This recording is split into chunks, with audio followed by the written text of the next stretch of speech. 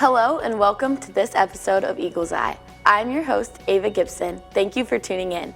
Today I am joined by recently elected Student Senate President at Ashland University, Drake Crumley. Drake, how are you doing today? I am doing very well today. Thank you for having me. Of course. So congrats on your win. Can you tell us a little bit about what the election process was like this year for you? Yeah, absolutely. So thankfully, compared to last year, this election season was very tame, very relaxed. We didn't experience any issues through social media. Yik Yak was kind of a hot spot last year during elections, so we were very grateful that things played out very smoothly there. As for more personally, on my end, very expensive, I will say that. Probably spent more money than I really meant to spend to try to pull this off. Not a whole lot, but still enough to, get banners. I bought my own button maker now, so I'm a proud owner of a button maker. I'm very excited about that. Overall, the process is, it's a lot of fun. It's very exciting. Very time consuming though. I may have missed a couple of classes during that week, but I think at the end of the day, it was all worth it. It allowed us to be successful for both myself and my running mate, Sophia Bars. And overall, it turned out to just be a really great time, but it was super time consuming for sure. Yeah, but well worth it, I'm sure. So prior to being elected president, you are currently the executive officer of finance and facilities for Student Senate. Can you tell us a little bit about your position there? Absolutely. So I served in that for this last academic year up until last night. That position is really heavy emphasis on the facilities part. So that means addressing general facilities around campus, which tends to really just be how many light bulbs are broken, and more recently, how many toilets aren't flushing correctly, which you wouldn't really expect, but apparently that happens more often than you think. Finance facilities, the overall job title there, or I shouldn't even say job title, but the role of responsibility there is to be advocating for the students and making sure that all of their facility-based interests are being met, and that if there's any financial challenges that they run into in terms of communication with administration, that I can help be the bridge to kind of close that gap and make things easier. Thankfully, like I said, though, there's really not too much that happens on the finance end of things with the students. However, that does usually have me sitting in on finance committee meetings. I will say I've never felt dumber than when I'm in those meetings. There is a lot of jargon, if you will, lots of terminology that I'm just not familiar with. But it's a very exciting and informational process where I think I have learned more than I could have hoped to imagine by taking on this position, and it really helped me build a lot of great connections with the administration, faculty, and staff across the university. And I think that's actually going to come in handy as I transition here into the role of president. That's amazing. So this academic year was your first full year on Senate. Why did you want to get involved with Student Senate in the first place? Oh, man. Well, there was kind of this calling to just be more engaged and really be a part of something that could really be impactful to the university. And I know that when I finally graduate and I leave Ashland University, I want to know that there's something I did to have helped contribute to the overall student body and the campus as a whole once I graduate. So for me, I think it was just this desire to serve and to hopefully at one point even lead in a role such as the president or an executive officer position like finance and facilities. And yeah, I guess it was just a desire to lead and to serve. And yeah, that's what I would say to that. That kind of wraps me into my next question. So what inspired you to want to be president? So I addressed this last night during my meeting. So in the prior years, we have had some really great leadership on Senate, but I felt that there was always just a little more that we could accomplish. There was more that we could do to really represent the students and really make some true changes to this campus. So that was kind of my one big thing, is I wanted to be the president that steps in and really tries to get as much done as I humanly possible, within reason, of course. But then further to that, I have seen a lot of great things serving on Senate and being involved with so many different individuals from so many different backgrounds that you kind of get a chance to see just really how creative people can be, but also it really restores your faith in humanity.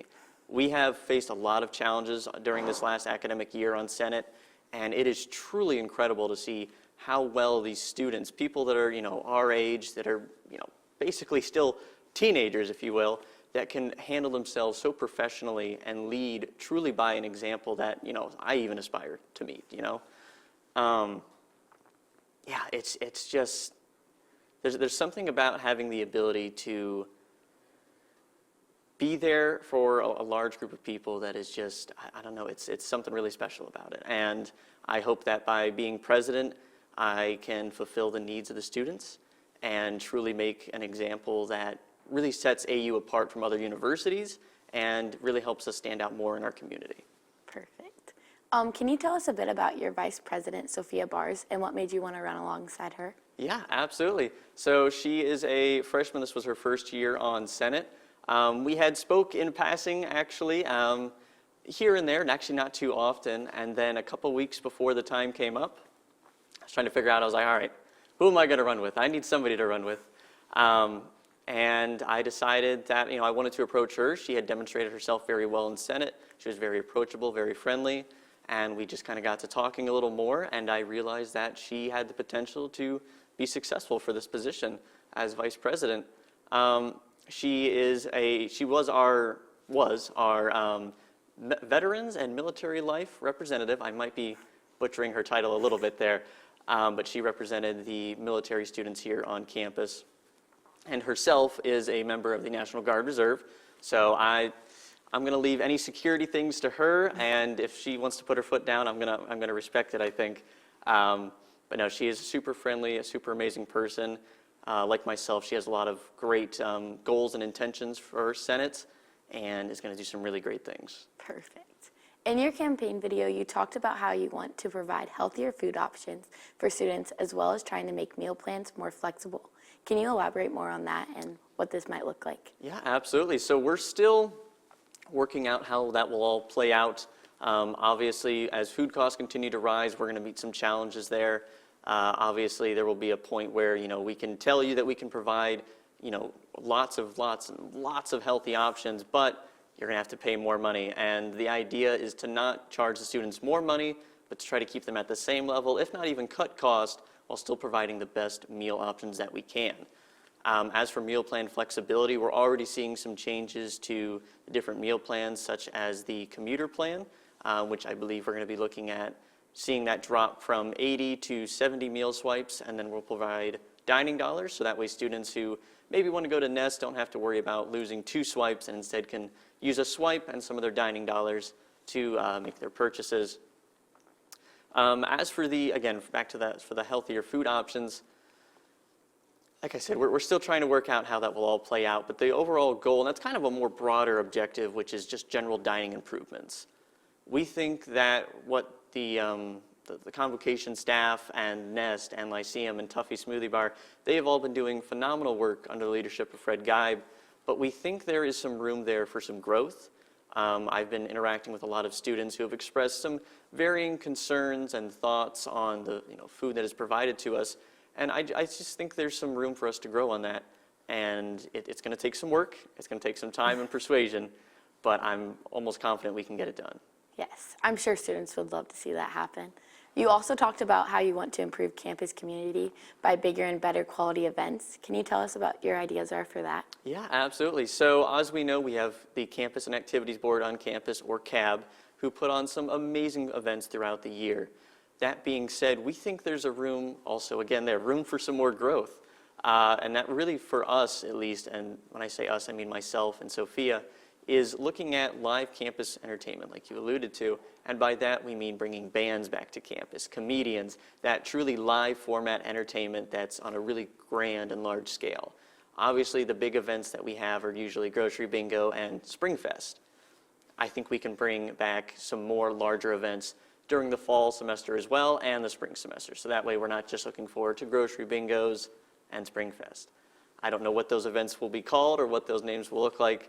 But again, that's something where we're trying to look at the financial cost of that, because it will be a pretty expensive task.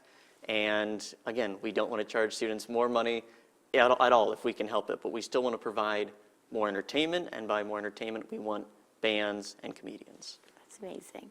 Your last campaign point is about transparency with students. What does all that include? Yeah, so prior years of Senate have been very transparent with the students in terms of what the Student Senate is doing, what their plans are, the business they're intending to conduct. However, I personally have always felt that there's maybe just a little more room for us to be a little extra transparent. And whether that's breaking down how we are making decisions or how the ABCC, which is the Activities, Budgets, and Charters Committee, is allocating the funds that you, the students, pay a fee into every semester. It's $145, I believe, every semester that you pay. And we just want to be a little more transparent about how that money is being used, where it's being applied to, because it's the money that you're paying. You deserve to know how we're using it, and we just haven't really seen that these last couple of years.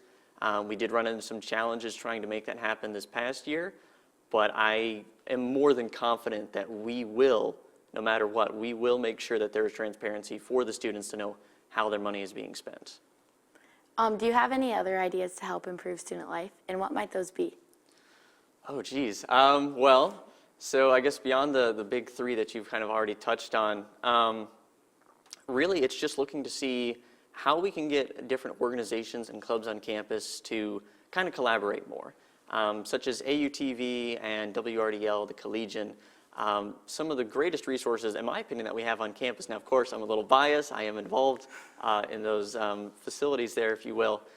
But I believe that one of the university's kind of weaknesses, if you will, is that we have so many great students and so many great organizations that if they combine themselves together and they just, and I don't mean like dissolve themselves into one organization, but combine their strengths, combine their goals and objectives and work together, they can, kind of help sell themselves better, and it'll help build the community here on campus by getting, let's say, students involved in the, the chess club, which I believe we have still, chess club and WRDL. I don't know why the chess club and WRDL would want to collaborate specifically, but if they did, there's potential there for us to maybe say, hey, this is when the chess club is meeting. We've had them on for the Early Bird's Word, for example.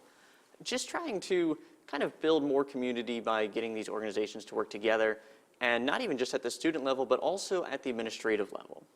There are some challenges, if you will, that we have noticed from different departments across campus, and we'd really like to see them, maybe be a little more interested in the idea of working together and a little more eager, if you will, to work together. And that's not to say that they aren't working together at all, but we think that things could maybe be sped up through the processes of just having a better connection between staff, faculty, and administration, which thankfully we have an amazing group of faculty, staff, and administration who help kind of bridge that gap there. But I think there's a place for student input there.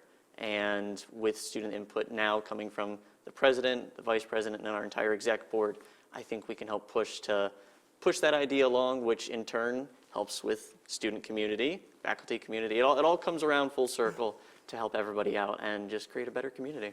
I love that. So one issue that has been controversial on campus has been the recent approval of the Turning Point USA charter. Can you expand more on what that means and what it means for students? Absolutely. So we provided a provisional charter for Turning Point USA this past fall semester. This next academic year, we will be discussing providing them a full provisional or a full charter. So that process will kind of look like we want to see how they perform, what their impact is on the overall campus and community, their recruitment numbers, basically how they perform as an organization. Is this an organization that, after giving them a year of time to kind of figure things out and get settled in, have they met some of these goals and standards that they need to meet the expectations to be fully chartered? As you said, it was a bit of a controversial topic this past semester. It created some serious tensions for our students, and that's where I pointed out earlier, I was very impressed, though, by the ability of how well everyone was able to conduct themselves and be respectful over a topic that, yes, is a very controversial area just because of the nature of it. So far, though, from what we have seen, that organization we've seen no issues come across this campus. We've seen no hate, no spread of hate or misinformation or really anything overall negative from this organization receiving a provisional charter. So it will just come down to how the students, feel on this organization should next fall come around and the student body decides that we don't believe they deserve to be fully chartered, then that will be the decision of the Student Senate to vote to deny them a full charter. And again, at that point, I would encourage students to vote for students in the fall elections that they believe will best represent their interest. At the end of the day, Student Senate functions similarly to the government, if you will, in that you elect who you think will best represent you. And if that means that, maybe the decision doesn't happen that you wanted, I would then ask yourself, did you vote for the person you thought was going to get the job done? Did you vote for the student who you thought was going to best represent your same ideals, your same views and interests? And again, that's really what it all comes down to. If anyone wanted to know more about next year or have any questions, how would they do so? So we have our AU Student Senate Instagram. And then also if you go to the Ashland University's website, we have a little breakdown site for student government that students can look into. But more information will come out as we head into the next fall semester around probably middle of September, I would say. Thank you so much for coming in and talking to us today. Well, thank you so much for having me. Of course. That will be it for this episode of Eagle's Eye. Make sure to follow us across all social media at AUTV Ashland. Until next time, I'm Ava Gibson. Thank you for watching.